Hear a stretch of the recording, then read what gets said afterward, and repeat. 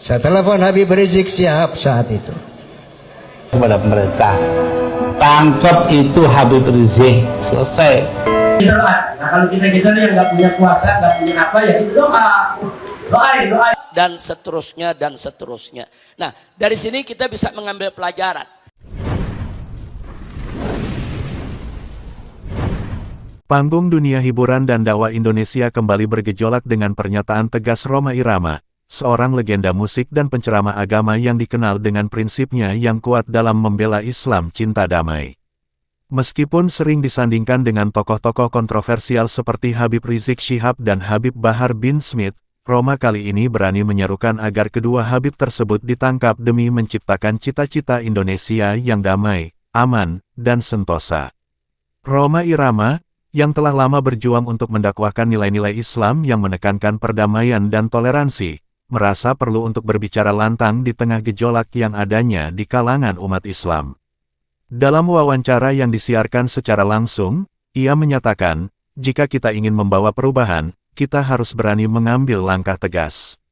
Habib Rizik dan Habib Bahar seringkali memberikan narasi yang tidak sejalan dengan prinsip-prinsip Islam cinta damai yang seharusnya kita junjung bersama.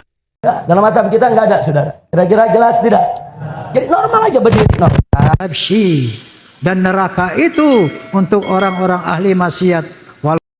Pernyataan ini muncul setelah serangkaian protes dan kericuhan di berbagai lokasi yang dipicu oleh tindakan terkait dengan ajaran yang didukung oleh Habib Rizik dan Habib Bahar.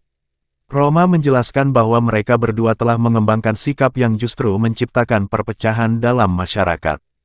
Wajah Islam yang sebenarnya di Indonesia adalah Islam yang saling menghargai dan mengutamakan multikulturalisme, ungkapnya, mengingatkan pentingnya toleransi di tanah yang kaya akan keberagaman ini.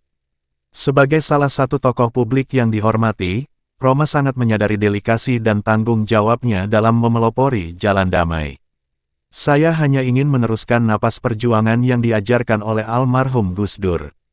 Beliau adalah sosok yang menjunjung tinggi persatuan dan saling menghormati di tengah perbedaan, tambah Rhoma dengan penuh keyakinan, menyoroti pentingnya mewujudkan cita-cita luhur yang pernah diperjuangkan sebagai bagian dari dakwahnya. Reaksi terhadap pernyataan Rhoma pun datang dari berbagai pihak.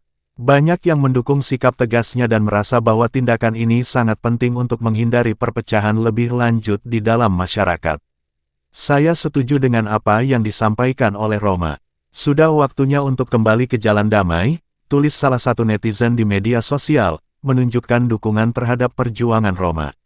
Namun, ada pula suara-suara skeptis yang mengkritik langkah yang diambil oleh Rhoma. Beberapa menganggap bahwa seruan tersebut dapat memperburuk keadaan dan menambah ketegangan antara para tokoh di kalangan umat Islam.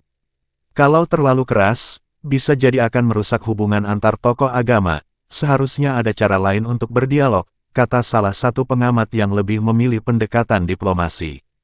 Situasi ini mencerminkan kompleksitas hubungan dalam dunia keagamaan di Indonesia, di mana perbedaan pendapat seringkali dimanfaatkan oleh pihak-pihak tertentu untuk merusak citra agama itu sendiri.